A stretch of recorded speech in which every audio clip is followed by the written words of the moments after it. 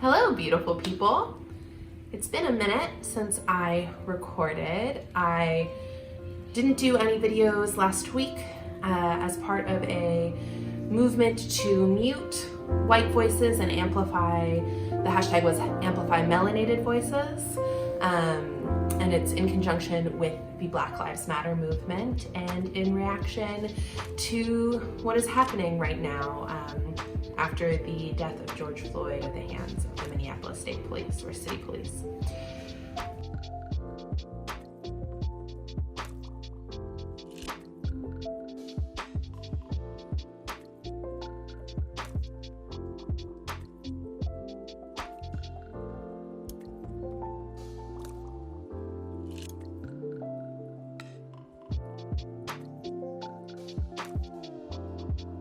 So we're going to do a May wrap up today, and I'm going to talk to you about what I read in May. I read 5 books in May, which I think, in comparison to other times in my life, is a good amount of books. In comparison to April, when I read 11, not so much.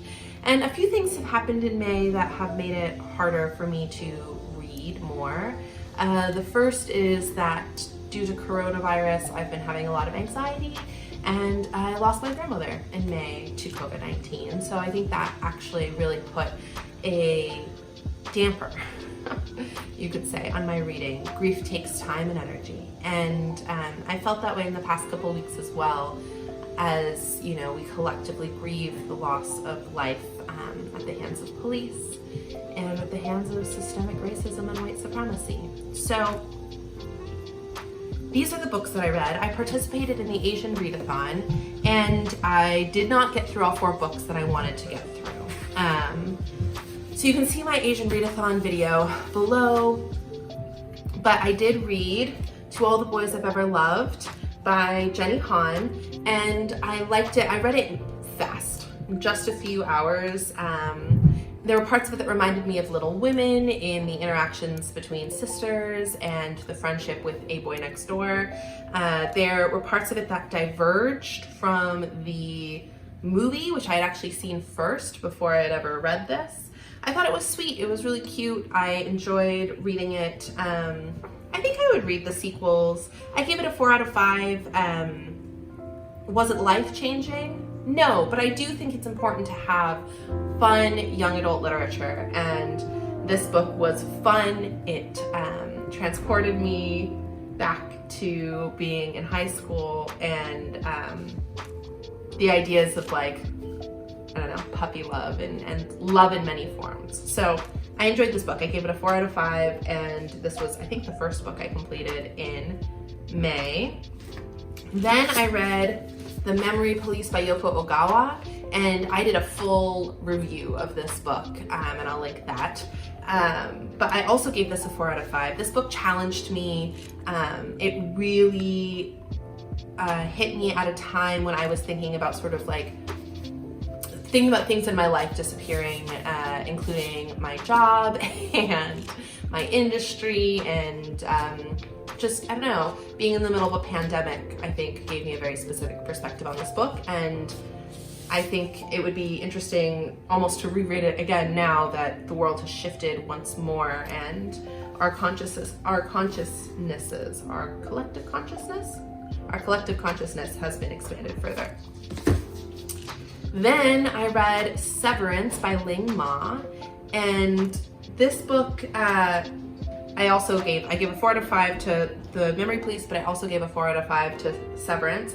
And this book stressed me out, which I said like 12 times in that, because of the fact that it takes place during a pandemic, because of some of the circumstances within it.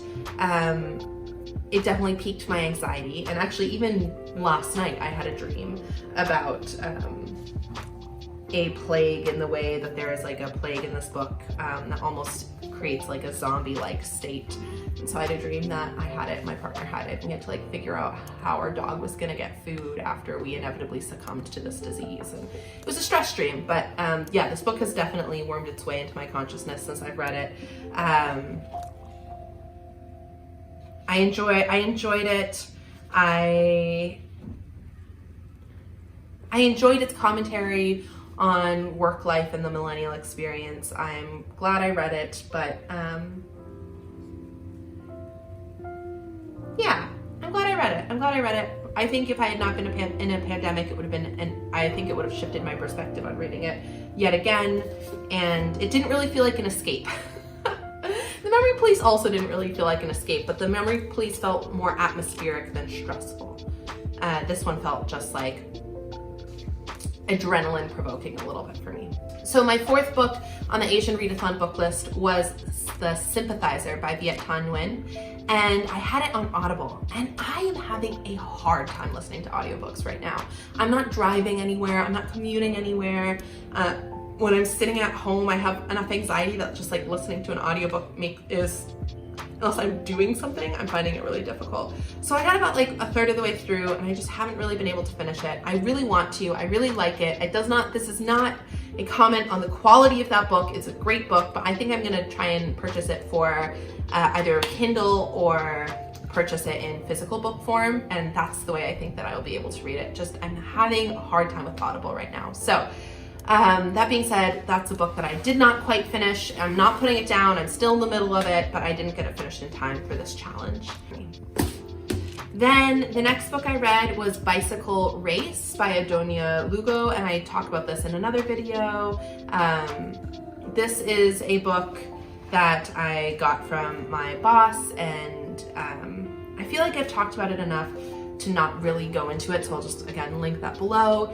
I gave it a 4 out of 5 stars, and it is one of the books that I am adding to my Reading for Revolution series, or I added to my Reading for Revolution series. So I definitely want to read a little bit more about urban planning and urban design, especially as we think about dismantling white supremacy and think about systems of oppression and think about how spaces can be oppressive. So that was an interesting and great read. And then I read So You Want to Talk About Race by Ijeoma Oluo for the second time. This is a book I bought recently, a year ago, sometime in the past year. And it informed an episode of a podcast that I did with my friend Iris. Our podcast is Two Thought Bitches, and we did an episode on microaggressions. We were influenced a lot by this book, and it has a whole section on microaggressions, but it also has a really good section on being called out and sort of like how to call out and how to receive a call out. And then, as I read in my last video, it has a section on police brutality. I almost see this as like a racism 101 type book, or I've heard it referred to as like a race reader. So it's very specifically about race, about talking about race. I mean, as you could guess from the title. What is racism? Yeah, it's phrased, so it's divided into sections. Each chapter deals with a question. What is racism? Why am I always being told to check my privilege? What is intersectionality? Why do I need it? Is police brutality really about race? How can I talk about affirmative action? What is the school to prison pipeline? Why can't I touch your hair? What are microaggressions? And so on and so forth. And I think it is clearly written for a white audience or for a non-Black audience. And I'm imagining that Ijeoma Oluo, just got a lot of these questions and finally just decided to write a book about it. So it's really good. It does feel like, yeah, it just covers a lot of those basic questions with really thoughtful answers. So it's a starting point. I think it is a beginning for a lot of people, and if you are somebody who has some basic questions, or if any of those questions feel like that I named are questions that you have, maybe start with this book. And I think that there's value in reading. And I've been thinking about this a lot. I read an interesting Vulture article, which I'll link below, which is sort of like what to do with all of these book lists, because I've seen a lot of anti-racist book lists going around, and I think that they are, again, a great starting point. It feels really good to be able to recommend books, and it feels really good to get a set of books where you're like, oh man, I can read through these books and have a better understanding of the world. But sometimes there, I think, is the disconnect between the recommendation of the book, the buying of the book, and the actual reading of the book. And once you've read the book, the taking of that knowledge and putting it into your life, which was definitely something that this article brought up, as well as the sort of erasure of genres in a lot of these lists. You'll have Toni Morrison's The Bluest Eye next to How to Talk, So You Want to Talk About Race, next to Angela Davis's Woman, Class, Race. The article definitely brought up this idea of like, right, these things all have value, but if you just like put them all in one box about race, you can lose out on some of the richness. For example, The Bluest Eye, you don't necessarily, if you're just thinking of this as an anti-racist text, you're not necessarily reading it for literature purposes and getting, you know, the prose and the character development and the arcs of character arcs and, you know, these other things you get from reading literature. And so the writer wanted to make sure that if we're reading, if we're recommending books and we're getting book recommendations, that we take it the full step further and that we read those books. And if we're reading those books, that we think about them not just as books about anti-racism or to achieve a status of anti-racist, which is unachievable, and is more sort of like a process and a path towards than a goal you can check off of your to-do list. I'm an anti-racist today because I read an anti-racist book and washed my hands of doing any other work. So I think that this is getting a little tangenty, but I think that all of those things are good points. And so as we continue to read and think and dream and hope and fear and mourn and come together and be torn apart and all of these things, I hope that we can do so with intention, and I hope that we can do so in a way that does the internal work. So that's a long spiel, but that's that. I did also want to shout out what I'm currently reading by N.K. Jemisin. It is The City We Became. I got this book in my large book haul in April, and I've been so excited to read it. And I don't know, about like, what, a little over a third through, and I love it. I haven't read fantasy in a long time, and it's sucking me in. I love the way that it uses New York City, and as somebody who's never lived in New York but has had glamorized ideas of New York and has spent some time in New York, it's fun to read about it in this way. I also have definitely had my Marvel phase in my life, and so having sort of like a superhero-y, save the world storyline is one that I'm enjoying. So I'm also really wanting to read her book, The Fifth Season, but I'm gonna finish this first. So I'm really excited about this. I'm currently reading, I don't know, I feel like I'm in the middle of a bunch of different books. This is the one that's grabbed my attention right now for the longest. I'm gonna do some more anti-racist reading, of course. I'm going to be doing some more reading down my massive TBR that I have. I'm still reading, I'm still here, I'm still going to do it, I'm still going to make videos, so look forward to some of that content in June. Hey there, it's editing me. I realized I completely forgot to talk about a book that I read in May. The first book that I finished in May was When Things Fall Apart by Pema Chodron. And I think I incorporated it into a video I made. I'll link it down below, but that book was a 5 out of 5 for me.